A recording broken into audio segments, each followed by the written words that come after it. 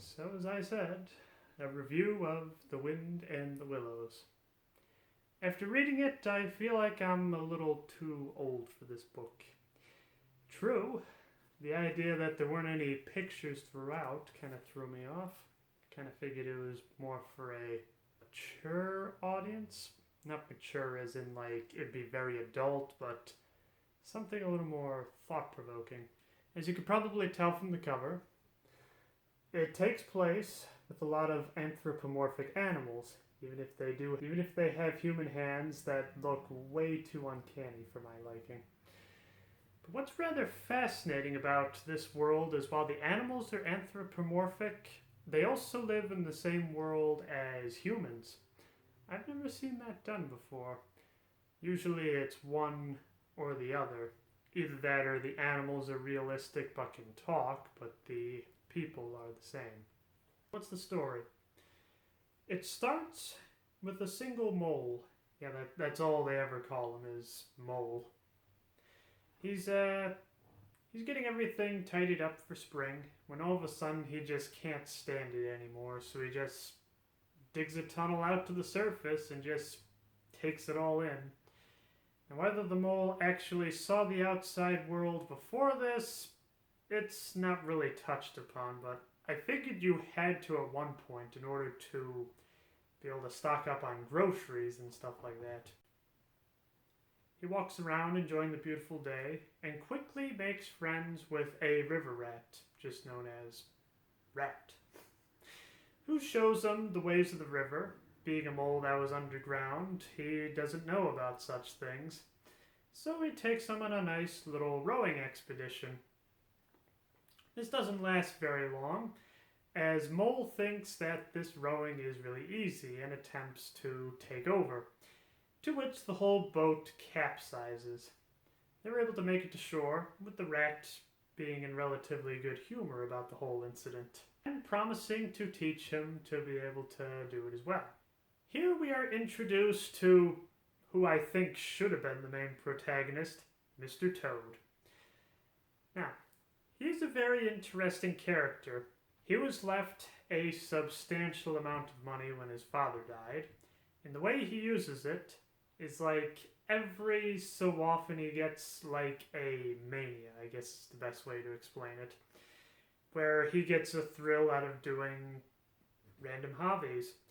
This particular time, his mania is rowing. Unfortunately, he is awful at it and also capsizes as well. After about a few weeks, he gives up and goes on to another mania, which is going around the country in a gypsy cart. He invites the rat and the mole upon this expedition, but once again it ends in disaster as well. The entire cart is wrecked because Toad is a little too reckless of a driver, as well as wanting to go top speed. However, this develops into a new mania. As he's sitting there in shock of what just happened, a motor car comes by, to which it just kind of enthralls him. He has to have a motor car, and that's what turns out to be his next mania, is motor karting. Now what's relatively interesting is, while the Toad is able to buy motor cars, it's weird that he is a reckless driver and that he was ticketed several times by the police. With all these accidents, his best friends, the rat, the mole, and another character which is introduced known as the Badger. And I feel like I should give the backstory of the Badger a little bit. So, Mole always wanted to see this mysterious Badger. He's a bit of a hermit, but if you go to his house, he's not too unfriendly, weary travelers. So Mole attempts to go on an expedition into what's known as the Wild Woods. Here, though, it's full of weasels and something known as foals. Not entirely sure what type of animal that is. They start messing with Mole's head a little bit, making little howling noises as well as many other unpleasant things, where it gets to a point where he starts running and he can't run anymore. So he hides out in an old stump.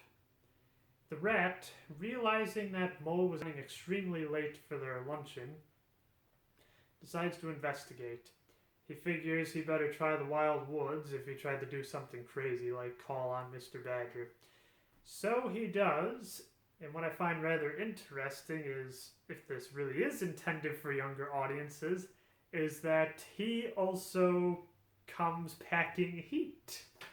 A few pistols just in case he runs into any problems. Don't give him any trouble though, as he frequents the woods every so often, and they know not to mess with him. He is able to find Mole inside the stump, but unfortunately the snow starts falling down hard, and they have a hard time going on further. They trudge a little bit, when all of a sudden Mole's leg gets stuck on something that gives it a real good slice right down the middle. The rat is very pleased by this. Not so much that Mole is in pain, but the idea that this must be the door stoop of Mr. Badger. After a ton of digging, they knock on the door and they find out it is indeed the Badger's house. As the snow keeps falling, the Badger decides to have them stay at his house for a few days until it lets up enough to where they can go on their own. Now inside the house, the Mole and the Badger become really good friends. Both of them are ground animals. As such, they like to dig, and the Badger also has a very complex set of tunnels, which apparently were man-made several thousands of years ago, but the dirt forced it underground.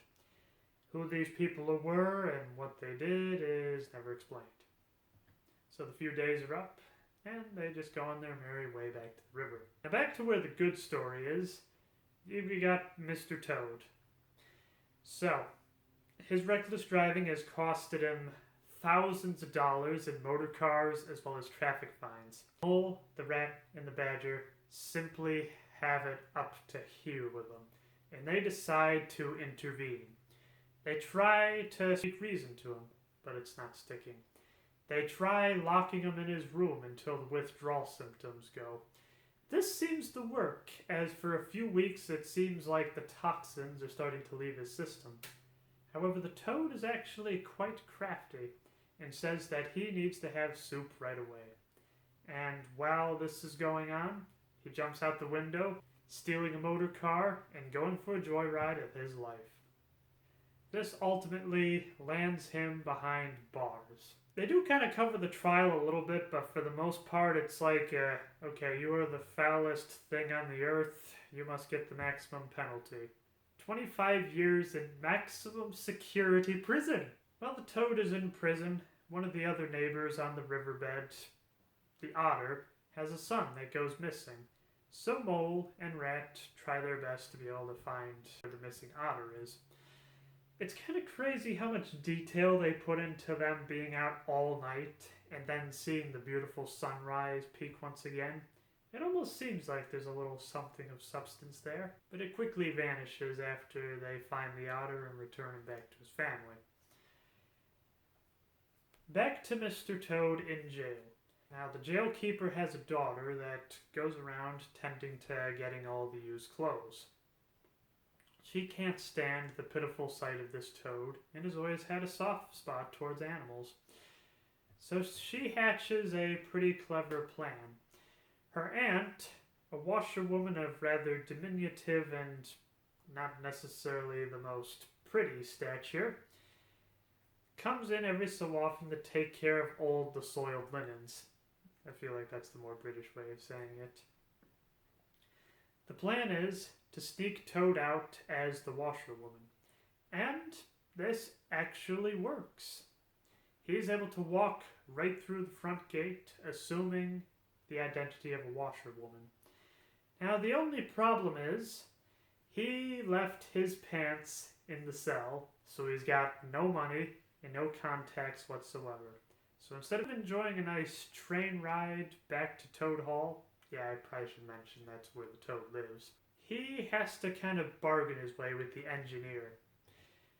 It seems like everything's running along smoothly, when all of a sudden another train comes up full of policemen shouting and shooting guns.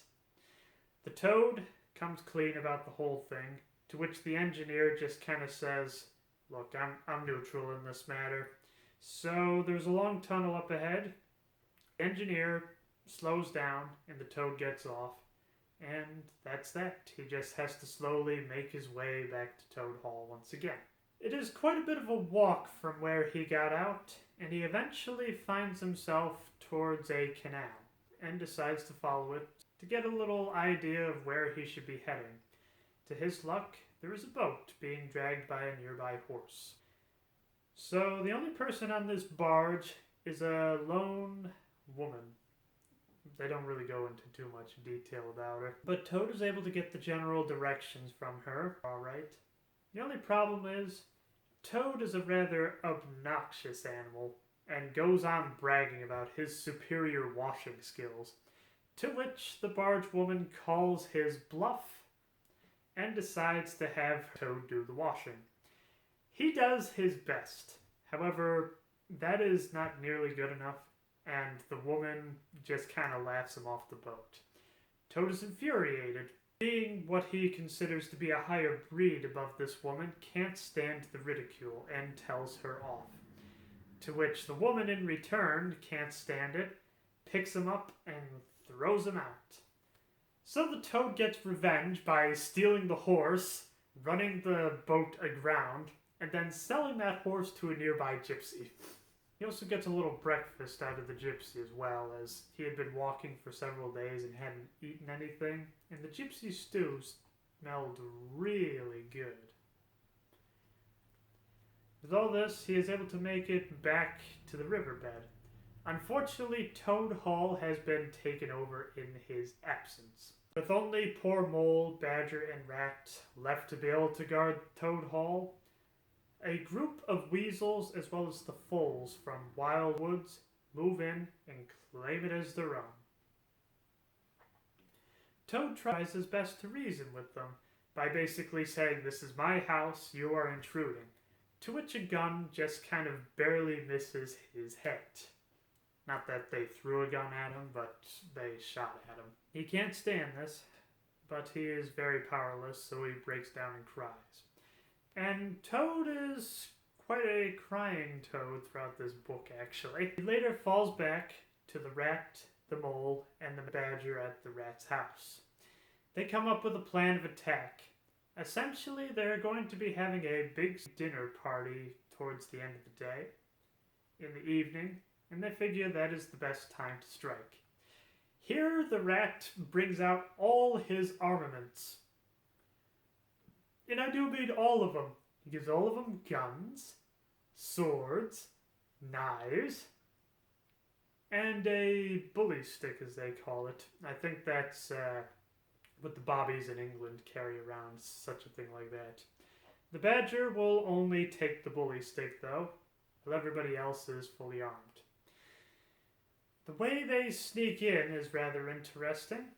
So, in life, Toad's father was actually a close friends with the Badger, and told him about a secret passage.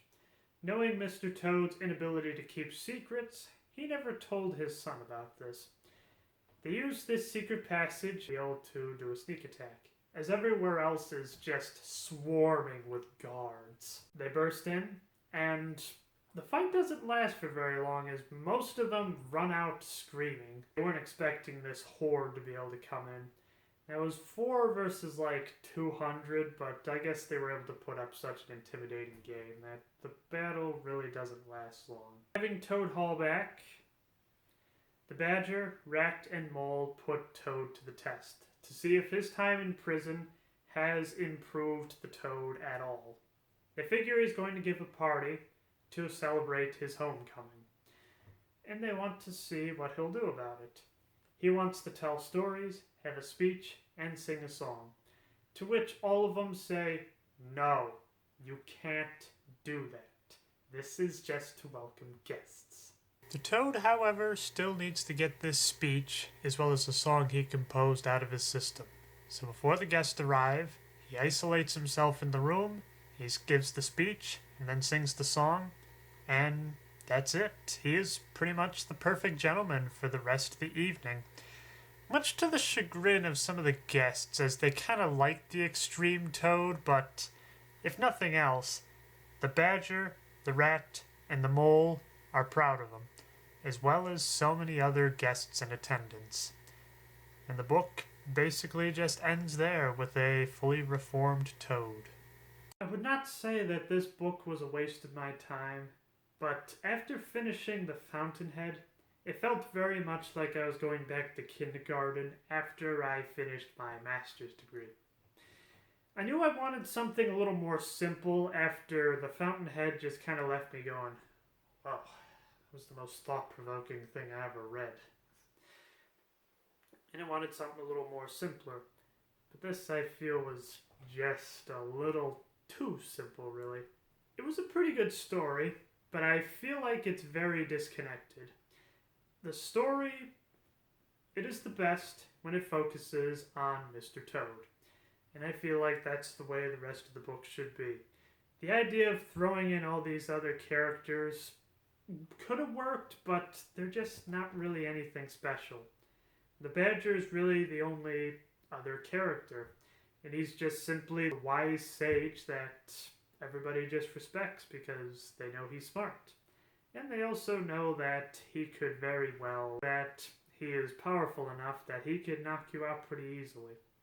When it comes to the rat and the mole, the rat really just likes being on the river, and mole's just really along for the ride.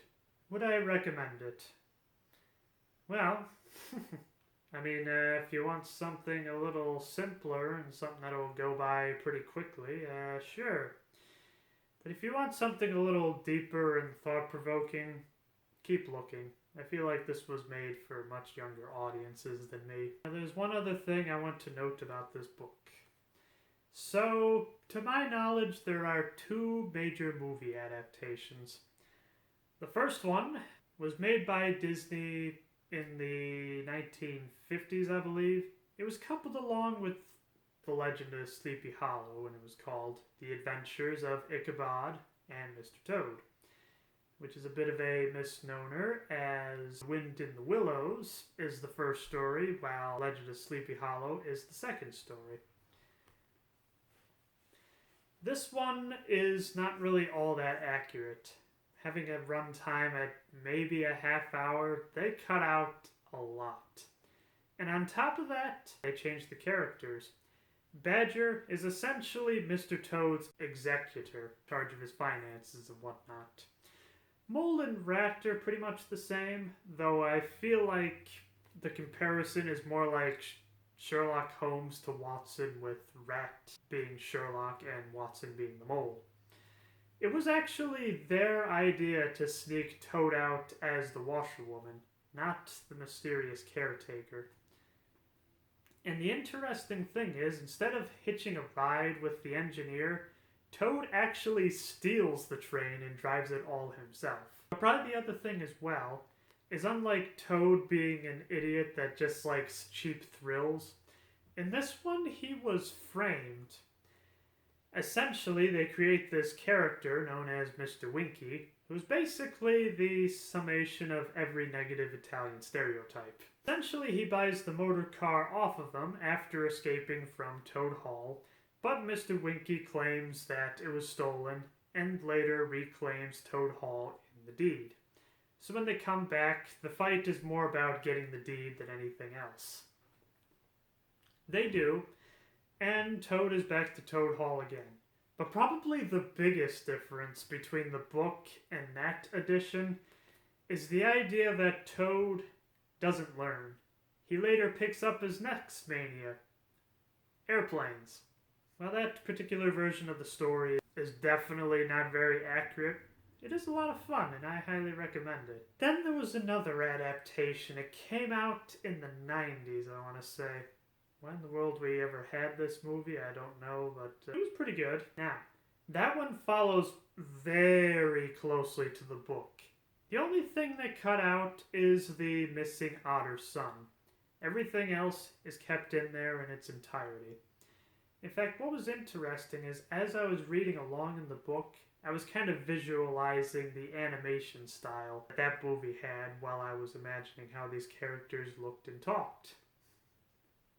And I definitely give credit to the film for that. That one is definitely the far more accurate one, although I don't understand the very beginning part where it's like, these lovely women on holiday recounting the events of all these people. If you could just cut out that stupid real life section, then it's a really good piece of animation. As for the next book I'm going to be reading, Moby Dick. Now this is a rather fascinating story behind this story. So, I have read an abridgment of the book. In fact, this is the one thing I can't stand. How in the world is the cover of this book, the abridgment, so much better than this book? I mean, seriously, it's like no contest. So I've read this abridgment a few times, and in fact, in 4th grade, our teacher read it aloud to us, so we could discuss our topic of whaling and such. Why in the world that was a topic of discussion, I'm not sure, but hey, it's a good story. The interesting thing is, I actually read this abridgment not too long ago, like say 2 months ago. I would just kind of read a chapter before I went to bed. And during which I was just like, I wonder what the full version is like. And then I found this at the thrift store after about 2 weeks after finishing this. Now, I'm a really big fan of these. Not only are the illustrations really well done, but it kind of condenses the book into their most basic form.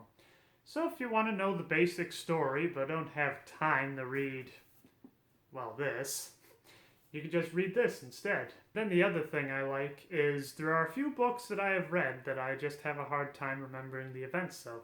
So we got Huckleberry Finn and 20,000 Leagues Under the Sea. Huckleberry Finn is a book that I have read multiple times, but yet I cannot remember for some reason. I think it's the idea that it's just so many disconnected adventures rather than one flowing narrative that throws me off. And 20,000 Leagues Under the Sea, I just like a lot by Jules Verne, which is kind of hilarious because most people shorten Julia to Jules. Believe me, that's just coincidence. And then there are some I just wasn't able to find mitts on the real version, so I settled for the abridgment instead. But once again, I just love the artwork as well as the simplistic nature. Now, if somebody could make me one of these for Atlas Shrugged, I will make it a commission. The main thing is I have the good illustration. You gotta summarize the most important parts of the book, as well as keep that fantastic artwork throughout.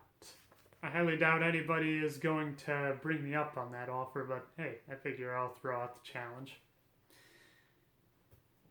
But for now, I'm reading the full version of Moby Dick. And so far, I like it. Herman Melville is a little wordy though. However, seeing that he dedicated the book to Nathaniel Hawthorne, I can see why. Now, for those of you that don't know, Nathaniel Hawthorne's probably most famous work is The Scarlet Letter. That is the only classic I got about halfway through before I said, I am not finishing this. His writing style just goes on, and it's written in a 16th century tongue, so you have to read it like a quarter of the speed of a normal book.